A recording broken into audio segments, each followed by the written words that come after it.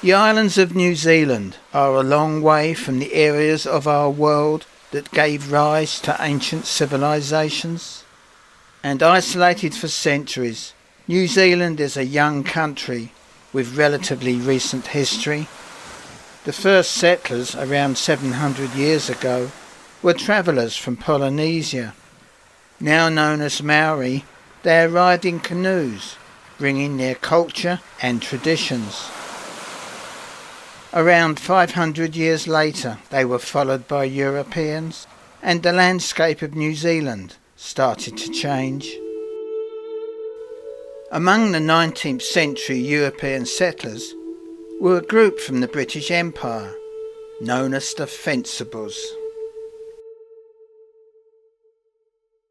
And here near Howick in East Auckland, the Howick and District's Historical Society have created the Howick Historical Village, a living museum presenting life in the 1850 period of early Auckland and the Fencible settlements, of which Howick was one of several.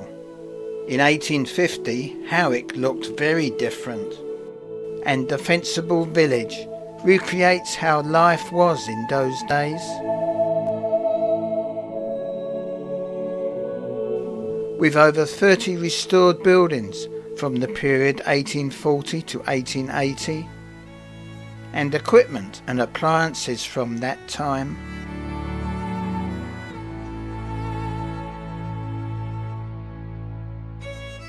And information about the cottages, where they came from and who occupied them. But who were the Fencibles? As this information board tells us, they were retired British servicemen who came to Auckland between 1847 and 1852 to protect New Zealand's new capital from possible attack by the French or Maori. Many were married with families, eager to escape from the Irish potato famine or the Industrial Revolution in England and start a new life in a far-off land. They had free passage with their families to New Zealand and were provided with a cottage and an acre of land, which after 7 years' service they owned. Their military duties were light, being not much more than compulsory Sunday church parade and requirement to attend twice yearly military training. But they weren't idle for the rest of their time, as many were employed on public works projects. We are met by the helpful and knowledgeable village guide. Well, welcome to our village. Welcome to our village. Just like coffee time. She explained when the first Fencibles arrived, things weren't as expected. Arrived at Howick Beach and came up from Howick Beach. They were presented with a tent. Oh. And so very quickly... Yes, their cottages weren't ready. So with the help of local Maori, they built raupu dwellings as temporary accommodation until their cottages were built, made from bulrush cut from nearby swamps, which was dried and bound into bundles. At least it provided a roof over their heads, although one wonders how rainproof they were. Another type of temporary dwelling was this sod cottage, which could be built in a few days with little cost and just a few tools, including a spade. A chamber pot. I haven't seen one of those since my childhood days growing up in London.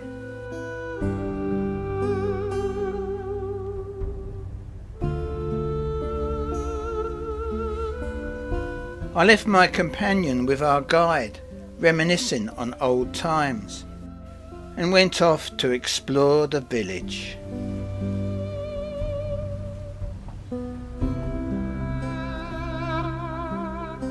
Officers' cottages were of course much more substantial than those of the lower ranks. The village also has tradesmen like James White's general store.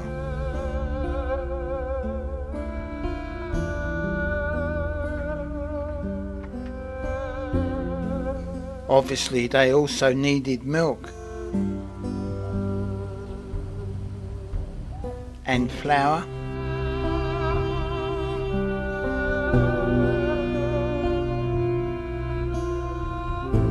Mr. McInnes would have been a busy man.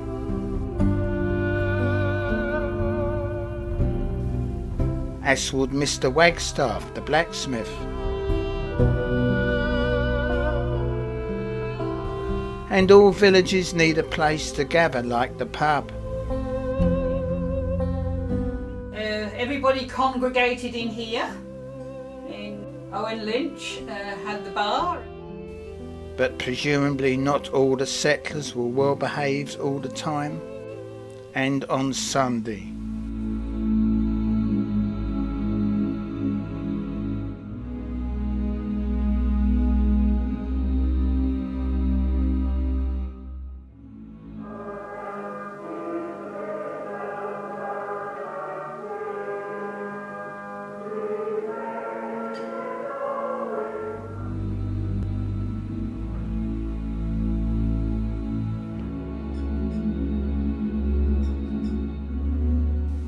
Nearby, a school.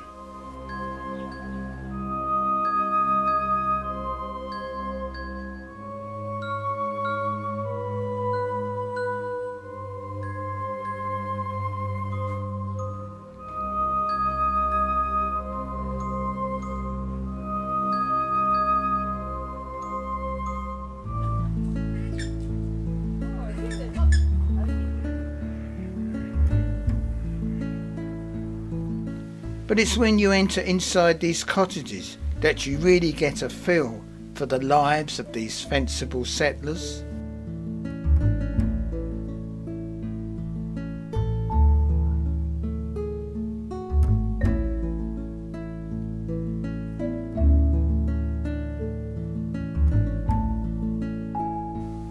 No electricity or gas in those days, just oil lamps and candles. Some cottages had upstairs attics where probably children slept.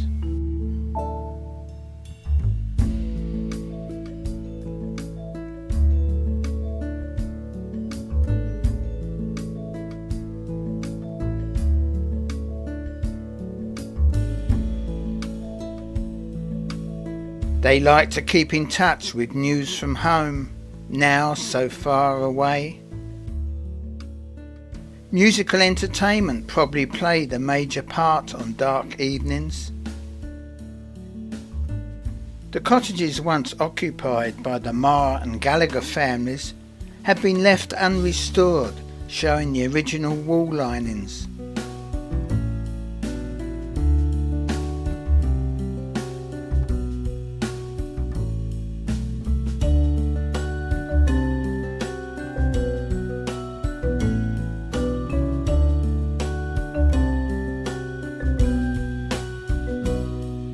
Another chamber pot.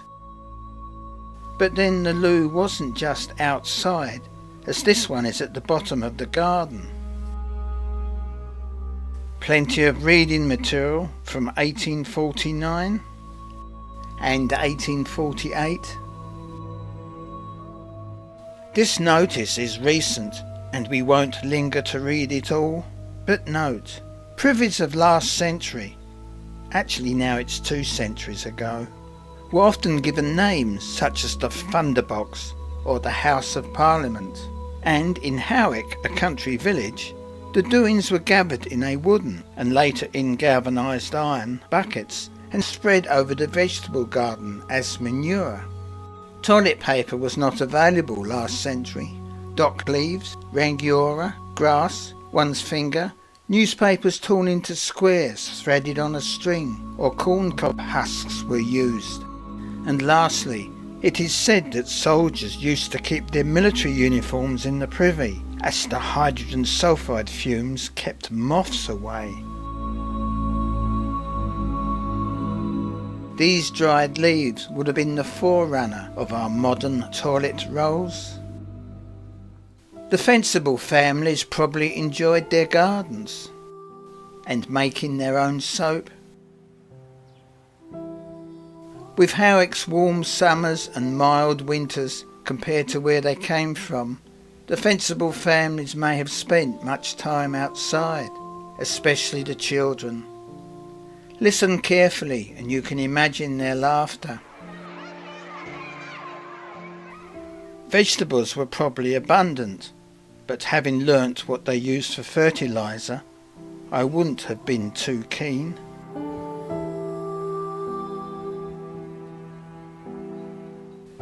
And as summer turned to autumn, and the deciduous trees that they may have planted to remind them of home started to shed their leaves, I wonder how much they thought about their homelands, which most never returned to. For it is said that here they lived longer, had better health, better food and better housing than their colleagues at home in Britain. But enough reminiscing. The village has more visitors, keen to explore and step back into the past. The old sundial correctly indicates it's time for lunch. And after an enjoyable meal at the Homestead Cafe, we head back to the 21st century and things we take for granted, like smooth tar-sealed highways, shopping malls, suburbs that seem to stretch forever, and our cities reaching to try and touch the sky.